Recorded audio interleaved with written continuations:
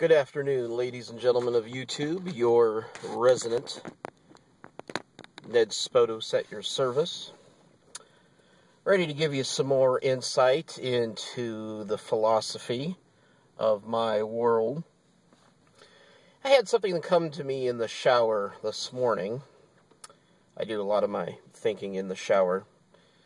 And I was thinking about people's beliefs and thinking about religion and how people behold it. And I was watching something about the Shroud of Turin and how even with the evidence supporting that it is they've been able to describe scientifically what the imprint is that it's actually like a result of decomposition and stuff like that. I mean, because the blood on there is in fact real. They have done historical documentation that it's much older than what the carbon dating has shown. But and there was some indication that historically that it wasn't like an actual sighting of Jesus resurrected, but it was the Shroud of Turin and the image in the Shroud of Turin that people had seen. Stuff like that. And this is stuff that a guy that has done a lot of research on it. So, in fact, I mean, the Shroud of Turin does not need to be not real for us, to think objectively and to find out, what this thing really, really is. It is, in fact, real, and it, going back to that, but it's not the imprint is not an indication of the resurrection or anything like that. But I got to thinking about that, and I was thinking about how, so much evidence comes up, and so many things that tell people, that this stuff is all fake, and there's a lot of people like myself who've, changed the way that they think, but as a whole, religion still keeps going. And I was thinking to myself as to why is it that people, why don't the masses actually accept this as truth and change their lives and their ways? Well, there's many reasons as far as, that they have a lot of attachment to that lifestyle of religion and the culture of it all. But I figured out that it's very similar to a lot of phenomena that happens in the world outside of religion, and that there's actually a lot of things that are kind of considered, in a way, if you analyze it, it's almost like a religion.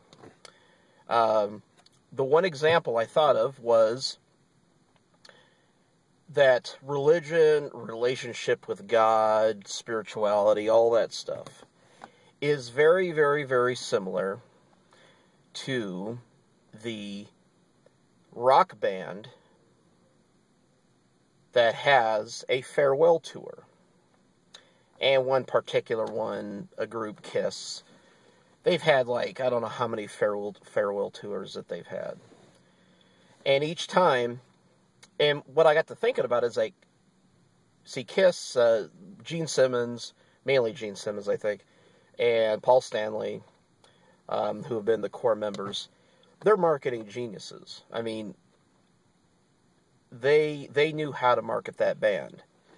Their music in the beginning wasn't so great that they'll even admit, but they did know how to create a circus. They did know how to draw the people in. And stuff like the farewell tour is a genius marketing idea, even though they've had several of them. I don't even remember what the first one was. It might have been early 2000s, maybe. I'll have to do my research on that.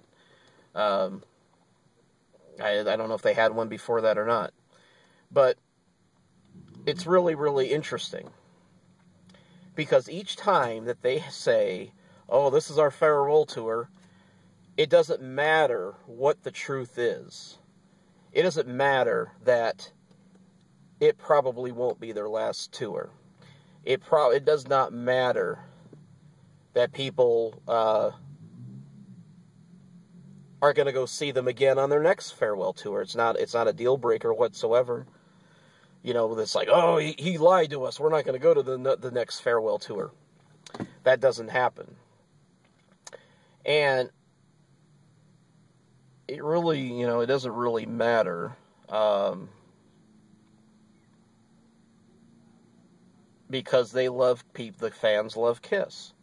And that's the same thing, the way that it is with the notion of Jesus. It doesn't matter that whether or not the Shroud of Turin is not real. People believed in it so long that all the facts just go away. And the culture remains. The culture is built on fabrications.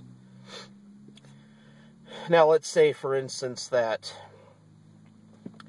one of the things I was thinking about was if Kiss did go out on their farewell tour, okay, and heaven forbid, God forbid, you know, using the terms, I don't know, you know, it's something that we say still, you know, even me as an agnostic atheist, you know, we still, as humans, cling on to the other things that people are so readily willing to give up.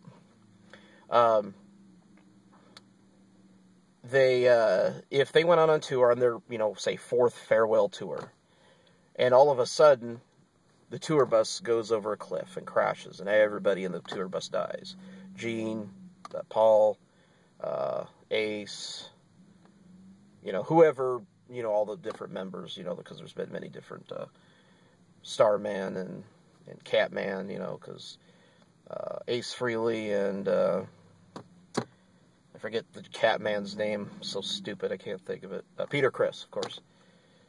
Let's just say that they had all this, you know, they all went out, you know, I know that they've had problems, you know, amongst each other, but let's just say all 4 of the original members went on tour, farewell tour, and died in this bus crash. Let's say that happened. There will be a large chunk of people that will believe, that will think, oh, they must have known something. Their farewell tour. They must have known. Never minding that this was their 4th farewell tour. Not questioning whether or not, how come they didn't die in the other farewell tours. But there will be a large chunk of people that will think that they had some kind of knowledge of their deaths. And that is where a lot of self-fulfilling prophecies come from.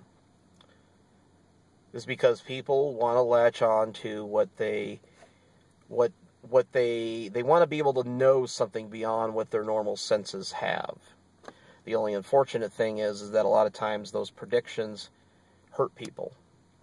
You know, it's like, oh, you're listening to that kind of music. Oh, you're going to go to hell.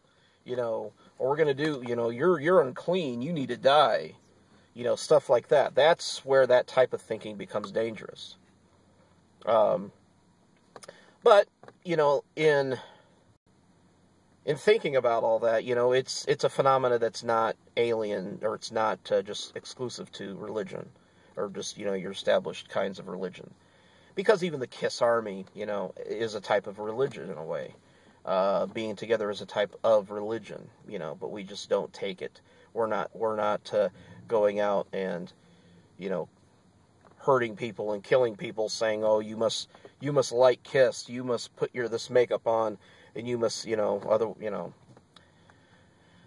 if only regular religion was like the Kiss Army, in which people could either go or not go. You know, you wish that it was some kind of a preference, but they don't have that type of grouping and camaraderie, type of fraternity. It's just the music, you know, nothing more than that, just having a good time.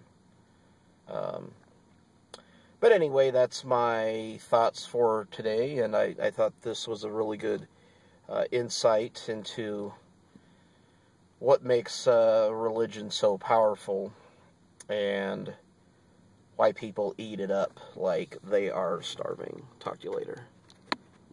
Make sure to like and subscribe. Thank you, folks.